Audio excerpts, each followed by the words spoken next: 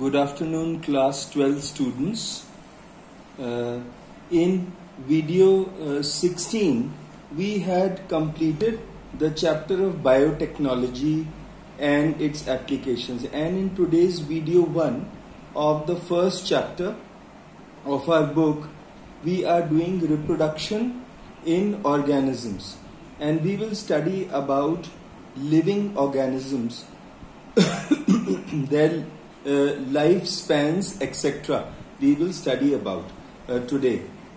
And we see, children, that the organisms that are found in our day-to-day life, they survive for some time only. They don't survive forever.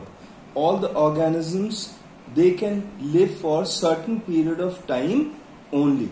And the living plants and animals, they grow and they become bigger in size. As we can see here, they become bigger in size and in shape. They become bigger. And we see that except single-celled animals and plants, no bigger organisms, they continue to exist forever. And we see, children, that reproduction is a biological process that results in the formation of new individuals of the same kind, though usually with slight genetic, structural and physiological variation. But reproduction is a biological process that results in formation of new individuals. And all the animals and all the organisms on this earth, they want to multiply, they want to reproduce. Thus there is a cycle of birth, there is a cycle of growth, and there is a cycle of death. The lifespans of different plants and animals, they differ. Some live longer than the others. During the lifespans, organisms, they go through these stages of juvenility, capacity to reproduce, or maturity, reproduction begins, and aging or progressive deterioration of the body, and the senescence or the terminal irreversible change stage, which is of aging, and the death, which is the stopping of all vital activities of an organism. So we see that there are many of them. For example, the monkey here has got a lifespan of 20 years. Likewise, dog has got 20 to 30 years of lifespan. The cat has 35 to 40 years of lifespan. Then we see that the horse has also got 60 years of lifespan. And the elephant, it has got about 80 years of lifespan. Then the eagle has about 90 years of lifespan. Then we see that man may live up to 100 years. And we see parrots, they live up to 140 years. And tortoises have been found living up to 200 years. They have this lifespan. Then we see the banyan tree almost survives for 250 years. Then we see that sequoia, it survives from 3,000 to 4,000 years lifespan. And we see mayfly, which has got a lifespan of just 1 day. And we see the wheat, kernel of wheat, which has got the lifespan for 5 months. So we see that the lifespans, they differ among different organisms. Then we see here, children, that the banana plant here, it has got lifespan 25 years, rice plant 3 to 4 months, rose plant lifespan of 6 to 10 years, banyan tree 250 to 300 years, then butterflies 1 to 2 weeks, fruit flies 30 days, tortoises 150 to 200 years. Then we see that crocodile about 60 years, parrot 140 years, crow lifespan of 15 years, elephant 60 to 80 years, dog from 20 to 30 years, horse 60 years, and cow has got lifespan of 15 years. So thus we see that the lifespan of the organism, it usually undergoes some important stages. Now let us see some of the modes of reproduction which are found. We see that the reproduction is of two types. One is asexual children and one is sexual reproduction. In the asexual reproduction, when a single organism that you see here, a single organism is capable of producing its own kind, when it is uniparental or there is one parent only participating, but there is no participation of two individuals required in asexual kind of reproduction. The individuals are genetically identical, that is copies of parents. They are copies of parents. Here we see one of the themes, clone.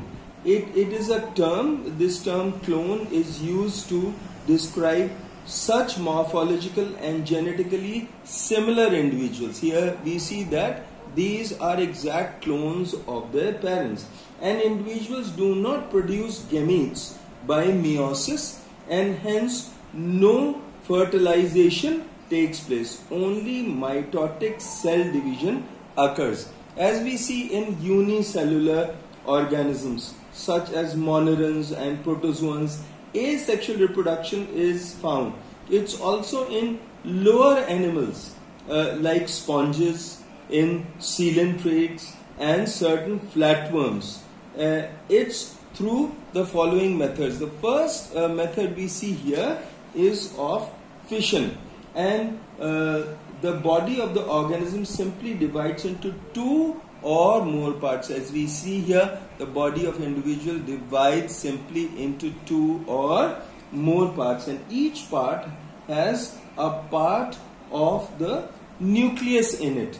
We see here in binary fission, two individuals are formed through single parent, and the fission may be simple, irregular, example in amoeba, and we see that it can be a transverse fission, as we see in paramecium. It is a transverse fission in paramecium, and then we see that it is a longitudinal fission in euglena. As you can see here, it is a longitudinal fission in euglena. So we see in amoeba, the parents, they have a nuclear division followed by cytoplasmic division, as we saw on the previous page about the amoeba. And we see that the daughter amoebae, they grow.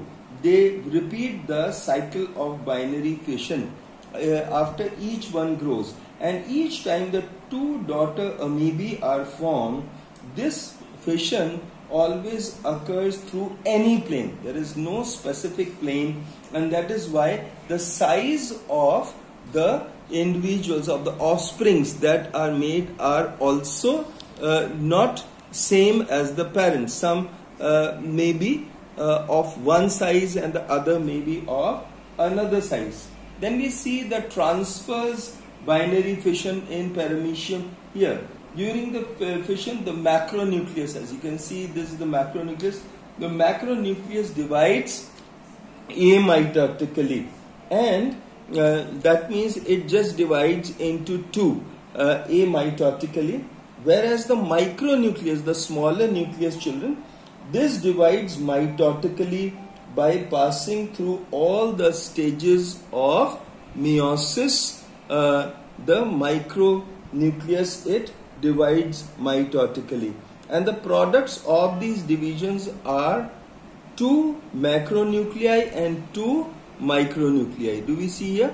There are two macronuclei formed and two micronuclei that are formed. the macronucleus and micronucleus, they go to the anterior part. One set goes to the anterior part and one set will go to the posterior part. So we see that new contractile vacuoles are also formed for both the parts, the anterior and the posterior part of the paramecium. And we see finally a constriction appears. There is a constriction that appears in the middle of the body, and the two daughter paramecia are formed finally. The plane of division runs along the transverse axis of the individual.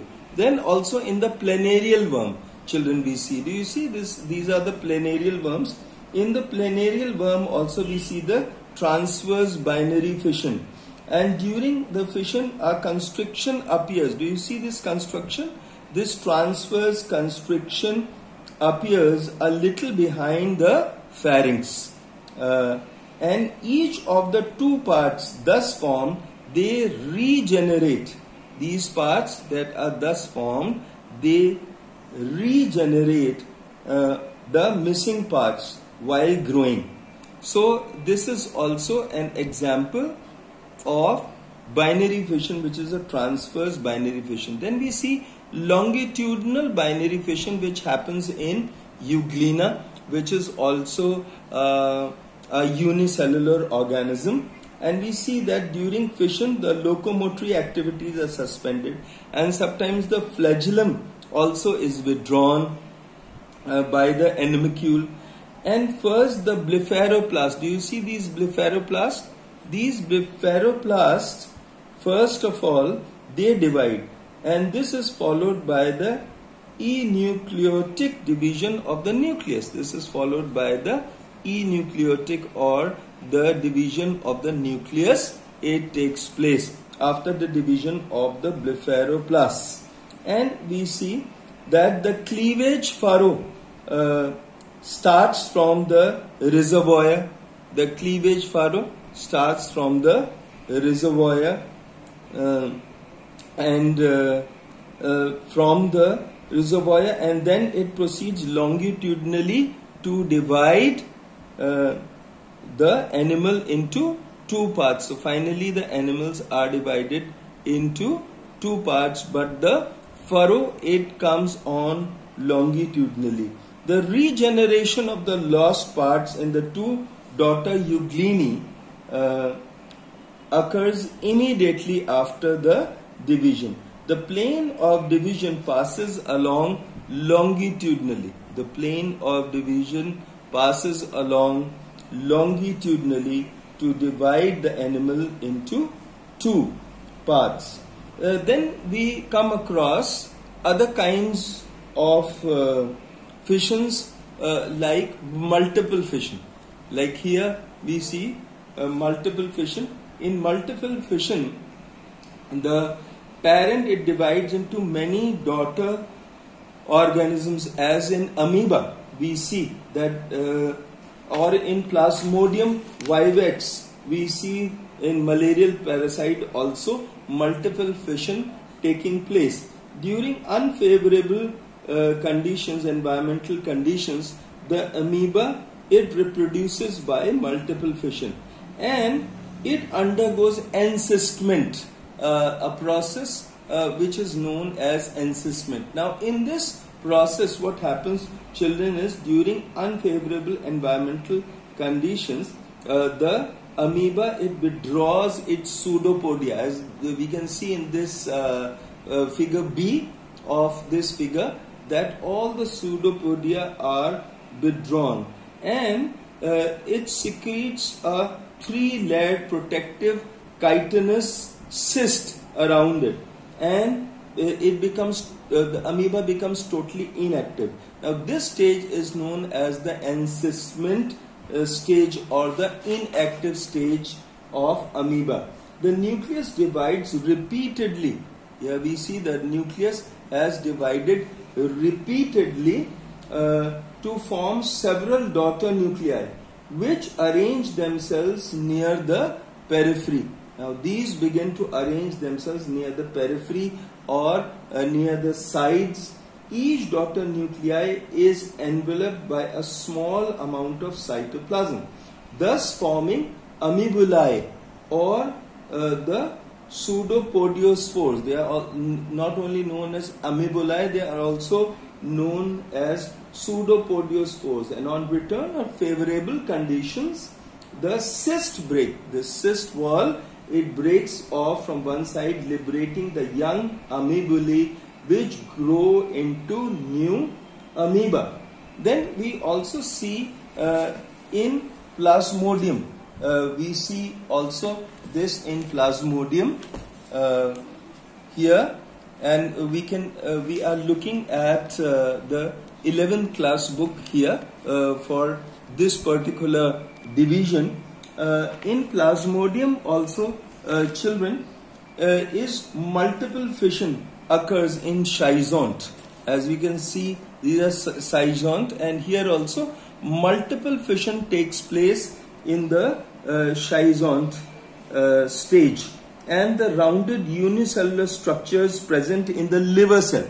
These unicellular structures, they were present in the liver cell, and RBCs of man, as well as the oocyst or the encysted zygote present in the stomach of female Anopheles mosquitoes. Schizogony. What is schizogony? When the multiple fission occurs in schizont. When the multiple fission, it occurs in schizont, the process is called schizogony. The daughter nuclei are called the merozoites. Here the daughter nuclei that are formed are called the merozoites. And children, in the oocyst that is formed, do you see the oocyst? The oocyst that is formed, the process of multiple fission is termed as sporogony, and the daughter individuals are called as sporozoites that are released from the stomach of the mosquito. Then we see that also reproduction takes place through budding, through a method which is known as budding. Most common method of reproduction in lower organisms is in here. And in yeast cells that we are looking at, these yeast cells, what do we see? That the protoplasm bulges out in the form of a bud, and that grows and is eventually separated from the mother cell. Eventually we see that this separates from the mother cell. An example, in algae, protosiphon vegetative propagation takes place by budding also. And some multicellular coelentrates, they also produce small buds. Some multicellular coelentrates, they also produce small buds which grow to acquire the form of adult. For example, here we are seeing the example of Hydra, and we see that a bulge appears in the middle of the posterior part of the body, and the bud in Hydra is exogenous. That means it is an external bud that comes out. And the interior lumen of the bud, do you see this parental lumen? The lumen of the bud is in continuation with the parental gastrovascular cavity or the coelentron cavity that continues in the bud. And finally the bud also becomes an advanced bud, and when it is fully formed, this bud detaches itself from the parent and then behaves as an individual, and by its basal plate it is able to once again lodge itself at the bottom of ponds. So this is how we see through budding reproduction takes place in Hydra. So children, today we will stop this video here itself, and we will study about gemule formation, about sexual reproduction tomorrow in the next video. So wish you all the best for today. Have a good day. Thank you.